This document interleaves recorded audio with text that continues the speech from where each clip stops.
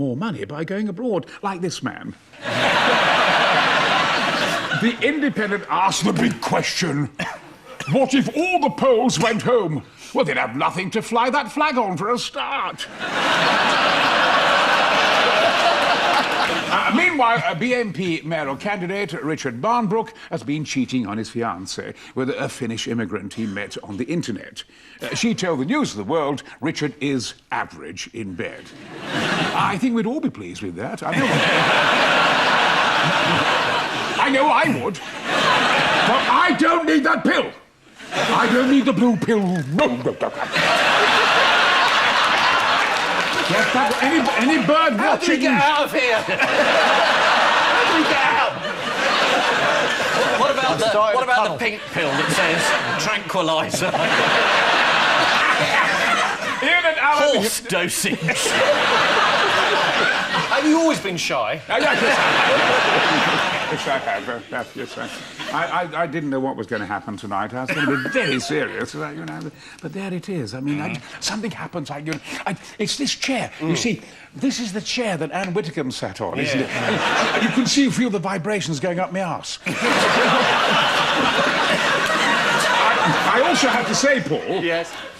...that I was very jealous because you said, because I rather fancied you myself, and I was astonished to hear that you said you'd fallen in love with Anne on that programme. Did I? You did. You said you loved her. I mean, I just was hoping you might say something like that to me. Well, if I said it to Anne Widdecombe, the chances are I'll say it to you as well. There's no worries about that. No worries. Very unfair. Ian and Alan, here's another for you, love. Dosh. Petrol prices. Fuel tax protest. I've just read that. Grangemouth refinery on strike. Queues for petrol. Don't panic. You're spokesman for this. What would the Tories do? Well, I think I would have interposed myself between them and helped them negotiate. Is that it? Yeah. That would have stopped the strike, would it? Undoubtedly. No more final salary pensions? Well, then I've remembered I used to be an oil trader. Oh, I'm glad you brought that up. I thought you would. Now, you worked for that bloke who got put in prison, didn't you? Never ended up in prison. Didn't he? No. No, he ran away first, didn't he?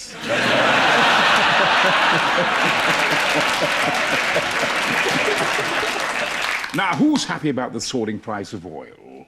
Nobody. Oh, come on, BP, Shell... Are they making £3 million an hour?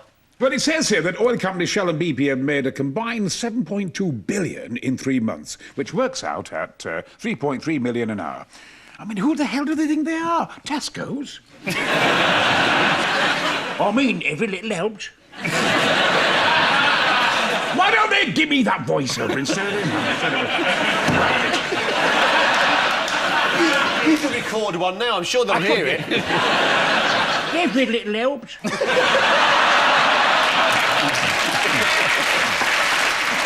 Meanwhile, there was a 2-day strike at the Grangemouth oil refinery in Scotland over workers' pensions. And why did the publication this week of the Sunday Times Rich List not help? Because the man who owns the refinery was in it. He's worth squillions. I'd never heard of him before, had you? No, but then I'm not front-bench spokesman for industry.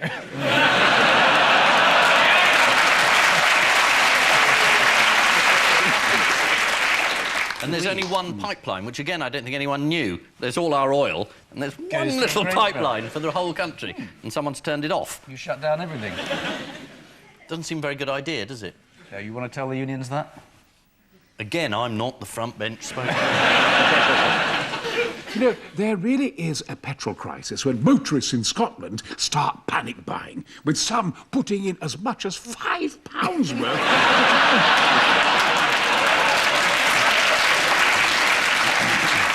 Now, newspapers have been doing their bit to calm motorists with headlines like, "Petrol! We're running out! Strike! Sports fuel shortage fears! Will fuel stocks run dry?" And I'm all right.